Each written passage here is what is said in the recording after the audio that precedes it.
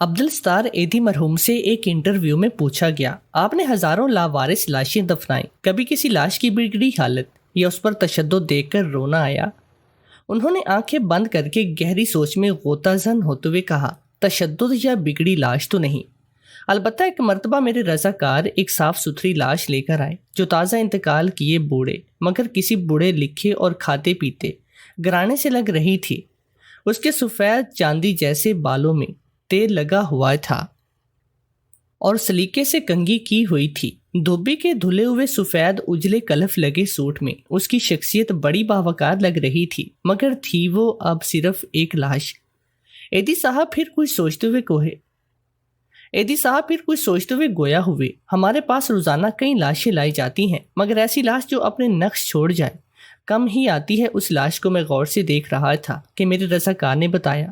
اس نے کراچی کی ایک پوسٹ بستی کا نام لے کر کہا، یہ لاش اس کے بنگلے کے باہر پڑی تھی۔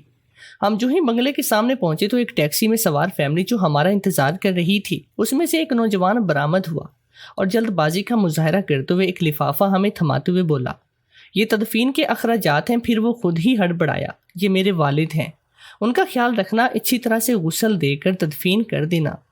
اتنے میں ٹیکسی سے آواز آئی، تمہاری تقریر میں فلائٹ نکل جائے گی۔ یہ سنتے ہی نوجوان پلٹا اور مزید کوئی بات کیے ٹیکسی میں سوار ہو گیا اور ٹیکسی فراٹے بھرتی ہوئی آنکھوں سے اوجھل ہو گئے۔ ایدھی صاحب بولے، اس لاش کے متعلق جان کر مجھے بہت دکھ ہوا اور میں ایک بار پھر اس بدقسمت شخص کی جانب دیکھنے لگا تو مجھے ایسے لگا جیسے وہ بازو کٹے مجھے درخواست کر رہا ہو کہ ایدھی صاحب، ساری لاوارث لاشوں کے وارث آپ ہوتے ہیں، مجھے بدقسمت کے وارث بھی آپ بن جائیں۔ میں نے فوراً فیصلہ کیا کہ اس لاش کو غسل بھی دوں گا اور تدفین بھی خود کروں گا۔ پھر جو ہی غسل دینے لگا تو اس کے اجلا جسم کو دیکھ کر میں سوچ میں پڑ گیا کہ جو شخص اپنی زندگی میں اس قدر معتبر اور احساس ہوگا، اس نے اپنی اولاد کی پرورش میں کیا ناز و نم نہ اٹھائے ہوں گے۔